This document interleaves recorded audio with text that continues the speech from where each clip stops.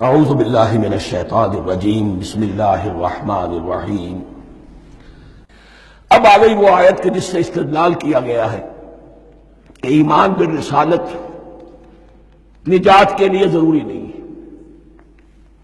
ان الذین آمنوا والذین ہادوا والنصارى والصابئین من آمن باللہ والیوم الآخر وعمل صالحا فلہم اجرہم عند ربہم ولا خوف علیہم ولا هم یحزنون۔ یقیناً جو لوگ ایمان لائے، اور اس سے مراد ہے جو ایمان لائے حضور پر، محمد پر صلی اللہ علیہ وسلم، والذین ہادوا، اور جو یہودی ہو گئے، والنصارى،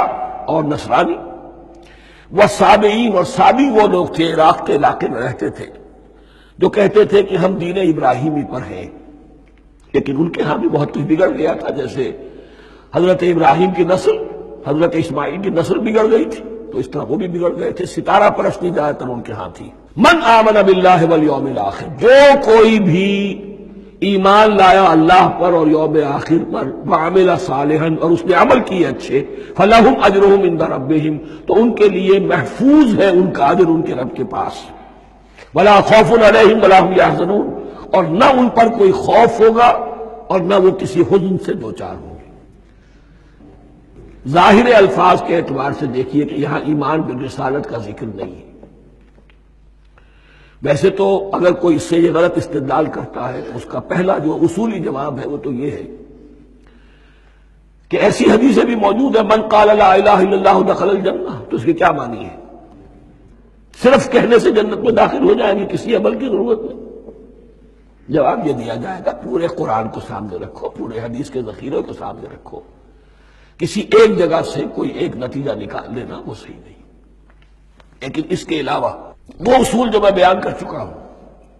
کہ یہ سلسلہ شروع کہاں سے ہوا ہے۔ 5واں رکوع، وآمنوا بما انزلت مصدقا لما معكم ولا تكونوا اول كافر به، انہیں ایمان کی زوردار دعوت سے تو یہ ساری بات شروع ہوئی ہے۔ اب فصاحت اور بلاغت کا یہ تقاضا ہے کہ بار بار اس کو دہرایا نہ جائے، وہ بات انڈرسٹوڈ رہے گی، مقدر رہے گی، سمجھی جائے گی کہ ہر جگہ پر وہ موجود ہے، اس لیے کہ ساری گفتگو ہو رہی ہے اسی کے حوالے سے۔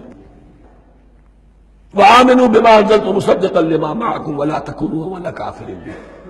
ولا تشتروا بآیاتی ثمنا قلیلا وإیایا فاتقون۔ اس حوالے سے یوں سمجھیے اب اس آیت کو کہ یہاں پر کچھ الفاظ محذوف مانے جائیں گے۔ ان الذین آمنوا والذین ہادوا والنصارى والصابئین من آمن باللہ والیوم الآخر وعمل صالحا فی ایامہم فلہم اجرہم عند ربہم ولا خوف علیہم ولا هم یحزنون۔ ہر دور میں جبکہ ابھی حضرت عیسیٰ نہیں آئے تھے تو جو بھی یہودی تھے اس وقت تک، حضرت موسیٰ کے ماننے والے، وہ جو بھی اللہ پر ایمان رکھتے تھے اور نیک عمل کرتے تھے، آخرت کو مانتے تھے، ان کی نجات ہو جائے گی۔ لیکن حضرت عیسیٰ کے آنے کے بعد ان کو نہیں مانا، اب وہ کافر قرار۔ لیکن اب حضرت عیسیٰ کے آنے کے بعد جب تک حضور نہیں آئے، جو بھی مانتا ہے، لیکن یہ کہ شرط یہی ہوگی کہ اپنے اپنے زمانے میں، اصل میں نفی جس بات کی جا رہی ہے وہ یہ ہے کہ یہ نہ سمجھو کہ کسی گروہ میں ہونے سے نجات ہوتی ہے۔ نجات کسی گروہ میں ہونے کی وجہ سے نہیں ہے، نجات کی بنیاد ایمان اور عمل صالح ہے۔ کسی رسول پر ایمان لانا اپنے دور کے رسول پر وہ تو لازم ہے، لیکن یہ ہے کہ اس پر ایمان تو لے آئے اور وہ عمل صالح نہیں ہے تو نجات نہیں ہوگی۔ تو یہ اپنے اپنے دور میں، اپنے اپنے زمانے میں ہر امت کے لیے، وَلِكُلِّ أُمَّةٍ أَجَلٌ، قرآن مجید کے مقام پر آیا ہے، ہر امت کے لیے ایک خاص معین مدت ہے۔ اس معینہ مدت میں اب ظاہر بات ہے جو لوگ حضور کی بعثت سے پہلے فوت ہو گئے ان پر تو کوئی ذمہ داری نہیں تھی حضور پر ایمان لانے کی، اور ایسے لوگ تھے، ایسے موحدین مکے میں موجود تھے جو یہ کہتے تھے کعبے کے پردے پکڑ پکڑ کر، اے اللہ ہم صرف تجھے پوجنا چاہتے ہیں، صرف تیری بندگی کرنا چاہتے، لیکن جانتے نہیں کیسے کریں۔ یہ بات موجود تھی اور ان کا انتقال بھی ہو گیا۔ یہ زید، سعید ابن زید، سعید جو حضرت عمر کے بہنوئی تھے اور وہ عشرہ مبشرہ میں سے ہیں، ان کی اہلیہ حضرت فاطمہ بنت خطاب،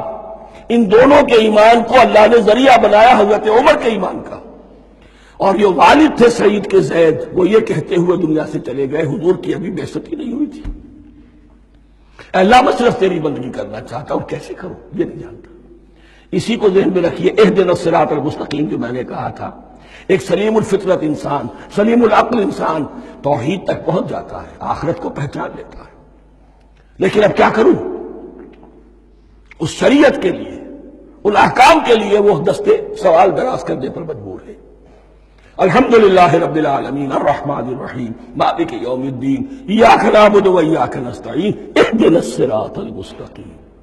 اسی صراط المستقیم کی دعا کا یہ جواب اب آئے گا، شروع ہوگا سورہ بقرہ سے، یہ کرو یہ نہ کرو، یہ فرض ہے، یہ تم پر لازم کیا گیا، یہ چیز حرام کی گئی، وغیرہ وغیرہ۔ ان الذين آمنوا والذين هادوا والنصارى والصابئين من آمن بالله واليوم الآخر وعمل صالحا، اور محذوف الفاظ فی ازمنتہم، اپنے اپنے زمانے میں، یا فی ایامہم، فلہم اجرہم عند ربہم ولا خوف علیہم ولا هم یحزنون۔ وَإِذْ أَخَذْنَا مِيثَاقَكُمْ وَرَفَعْنَا فَوْقَكُمُ الطُّورَ، اور ذرا یاد کرو جب کہ ہم نے تم سے عہد لیا، قول و قرار لیا،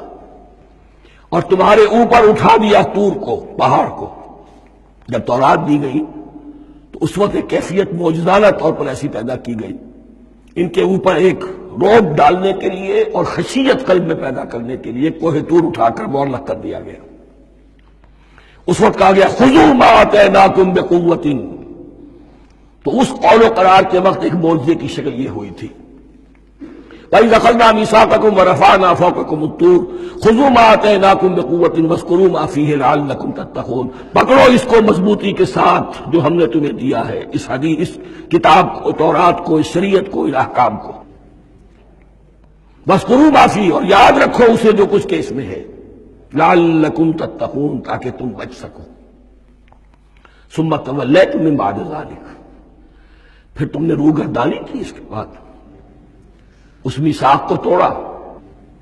میثاق الست کو توڑا تھا، اور دوسرے یہ میثاق شریعت جو تم سے لیا گیا اس کو بھی توڑا۔ ثم تولیتم من بعد ذلک فلولا فضل اللہ علیکم ورحمتہ لکنتم من الخاسرین، پھر اگر اللہ کا فضل تمہارے شامل حال نہ ہوتا اور اس کی رحمت تمہاری دستگیری نہ کرتی رہتی، بار بار تمہیں معاف کیا، تمہیں مہلت دی، تو اگر یہ چیز نہ ہوتی تو اسی وقت سے تم خسارہ پانے والے اور تباہ ہونے والے ہو جاتے۔ وَلَقَدْ عَلِمْتُمُ الَّذِينَ اعْتَدَوْا مِنْكُمْ فِي السَّبْتِ، اور تمہیں خوب معلوم ہے